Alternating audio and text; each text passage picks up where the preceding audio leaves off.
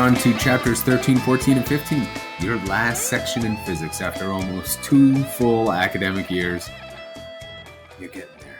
Now, what I'd like you to do, if you could, is to reach into your bag and find the last packet. This is pretty much it for the rest of the year. Chapters 13, 14, and 15. We're going to start with gas laws and kinetic theory, move on to heat, and then finally thermodynamics, when it all ties together beautifully. If you could, today, we're going to buzz through some notes kind of quick. I've got a short video to show with you. And then I'm going to have you move on from there and work on this intro to gas properties simulation on FET. I think it's a nice way to spend your Tuesday. That's the plan. But I would love to get through these notes first. So I've got some things already filled out for us, if you don't mind turning to, what's it say? Chapter 13, temperature and kinetic theory. Well, it starts with, how do we measure temperature anyways? You guys know we use a thermometer. And we have different scales for that, Kelvin, Celsius, and Fahrenheit. And there used to be a focus back in our analog world of how do you convert one from the other? It's a nice, simple equation. You'd have to plug it in every time. And now I realize, who cares? Just ask your phone. It does all the conversions for you. So just be aware, when it comes to measuring temperature, we measure it in Kelvin, degrees Celsius, or degrees Fahrenheit. That's it. The steps between Kelvin and Celsius are the same. They just have different 0 points. For Celsius, it's 0 degrees Celsius is the point of water freezing. For Kelvin, 0 degrees Kelvin is what we call absolute zero. Moving on.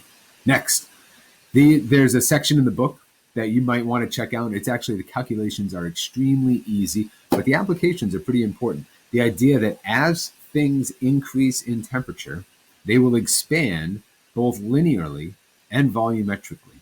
So, for example, you've ever noticed that sidewalks have seams cut into them? Well, the reason for that is that as the temperature increases, the concrete here actually expands. And if there's not room for an expansion joint, they'll push into each other and eventually crack or rise up. And then as the temperature decreases, it'll open up that gap, water gets in, ruins your sidewalk. So a lot of construction takes into account this thermal expansion. When you drive over a bridge and it has that seam built into it, you've noticed it before, and when you were young, it used to scare you. That's because of thermal expansion. So if we take a look, here's a chart, and it's just the physical property of different materials based on what it's made out of. So aluminum is slightly different than brass, copper, gold, etc. If we look at liquids, we wouldn't be looking at linear expansion, but instead volumetric expansion. And to write down the two formulas quick, if you would please add this into your notes. The change in length is going to be the original length times alpha times the change in temperature, where alpha is that coefficient of linear expansion. Change in temperature would be from 20 degrees, or if you started at one temperature and went to another, and then it's a change in that. When it comes to change in volume, it's going to be the initial volume times beta, which is the coefficient of volume expansion, times that change in temperature. But it's really important to realize that this formula is only good at constant pressures. So honestly, we don't use it when we do gas laws. But there is that relationship. So I went out in the garage with my daughter, Hannah, and we recorded a quick video showing some demos of volumetric expansion. Let's see how this works. All right, you guys. So for AP Physics 2, this is our first edition of ping pong table physics. I got into school on Friday and went and grabbed some of my supplies. Here we go. So today we're talking about linear expansion or thermal expansion caused by a change in temperature. What's that do? It causes the molecules to start moving faster. Even when locked in a solid, that's going to cause that solid to expand.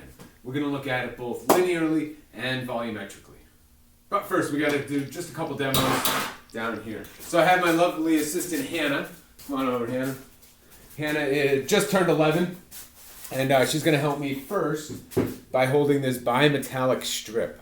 So there's two different metals on each side of this strip, and when I hit it with the blowtorch, what do you expect is going to happen? Well, different metals have different rates of thermal expansion, so when I hit that, it actually causes one side to expand more than the other and causes it to deflect.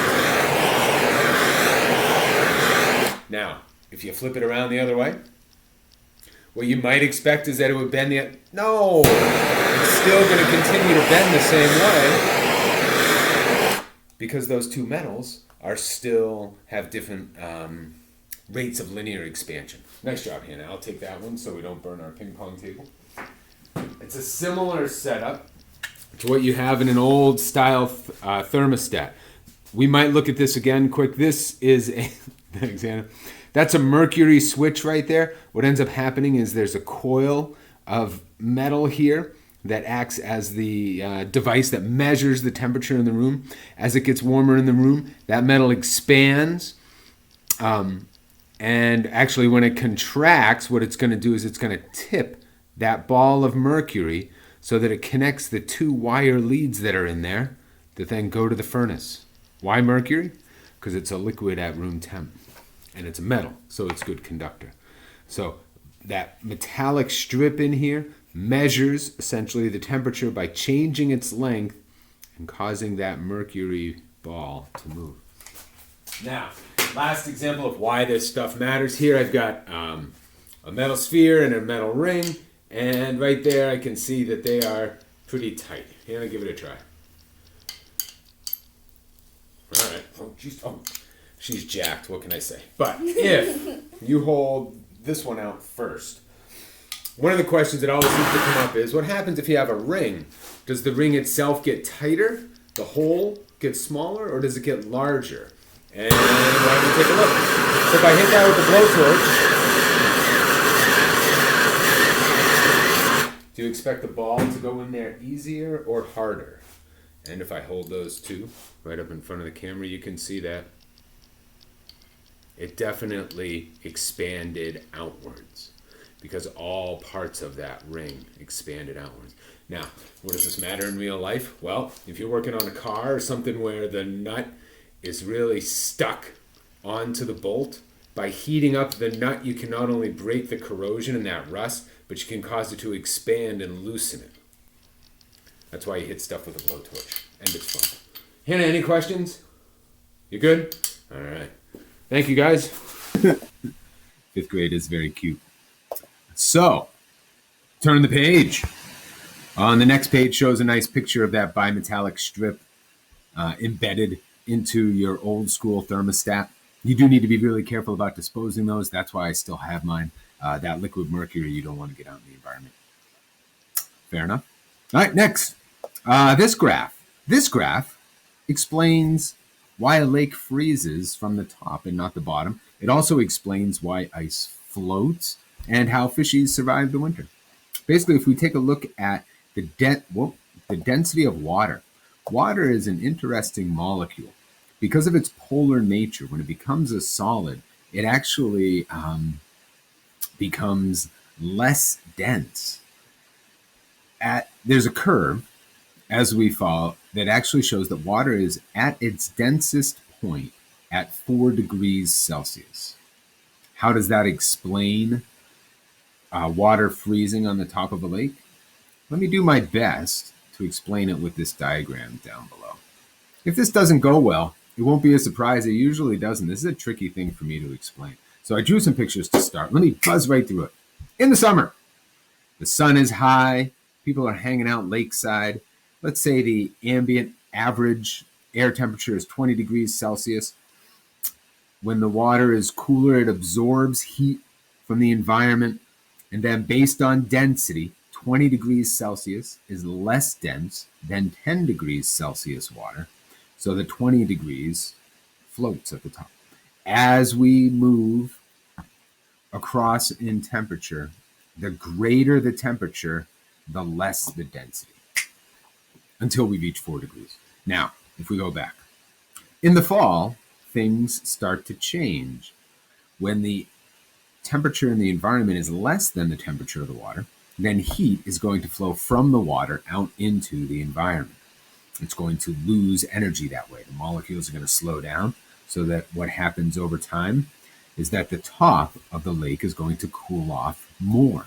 When it does that, that cooler water is going to fall and sink, and the warmer water down below will rise. And essentially what it does is it turns over the water in the lake. And that's important for lots of different reasons. But one of them is it kind of stirs up and mixes the lake for oxygenation. Joel, say that out loud for me. Thanks. Now, once we get to a certain point where the entire lake has reached roughly that same temperature, that mixing is going to stop, and now let's move into winter. In the winter, when it gets really cold at night, heat's going to continue to flow out. So we're going to have a similar process as before until it reaches 4 degrees Celsius. And that's when things get interesting. At 4 degrees Celsius, that is the densest that water gets. So once that 4 degrees reaches the bottom of the lake, it's not going to rise up again. So what ends up happening is that the lake continues to cool as it loses heat out into the environment due to the difference in temperature. And as it cools, eventually it's going to take so much energy away from the water molecules at the surface that they're going to slow down enough to form a solid. And you get a layer of ice that forms on the top, but that ice layer is less dense than the water, so it floats right on top.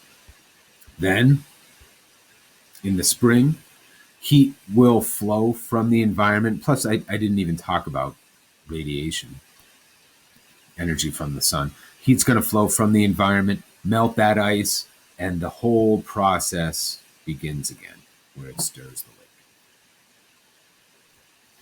All right. 2 other quick things about just sort of vocabulary, main points here to keep in mind as we're going. This is one of the most important graphs of the rest of the year. That is when we graph pressure versus volume.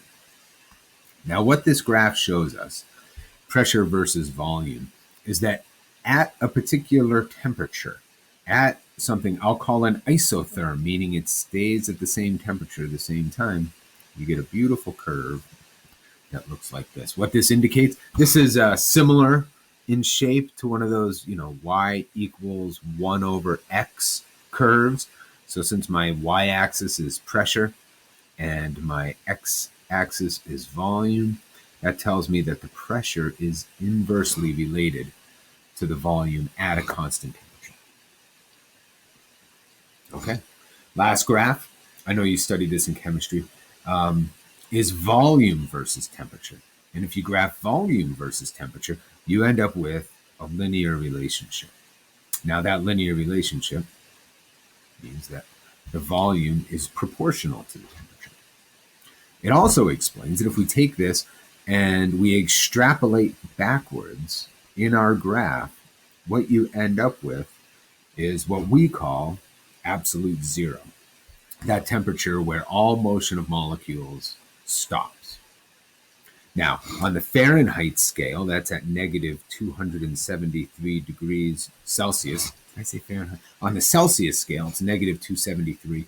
On the Kelvin scale, it's 0. All right. I think we made our way through those notes. Thanks, guys. Stay tuned. I'll actually, you know what? Let's go straight to it. Your activity for today. Turn the page. Actually, turn the page 3 times and get to where it says Intro Gas Properties. Now, they've updated the simulation ever so slightly. It runs on HTML5. Should be a piece of cake. What you guys are going to do is mess around with it. Google this, flip the page over, answer the appropriate questions, and then play around with it. That's it. Play around. So you can start off, you just click on things, you can grab, you can pump this, you can change the number of molecules, you can add heat, you can cool it, You can do all sorts of stuff. Do it. Mess around. Answer the questions. But here's the reason. As we're doing gas laws, this is the picture you should have. Molecules bouncing around. Leave it for you guys. Good luck today. We'll check in tomorrow. Thanks. When you're done with this, snap a picture, post it up on the assignment, and we'll be good. Thank you guys. Have a good rest of the day. Hope you're doing well.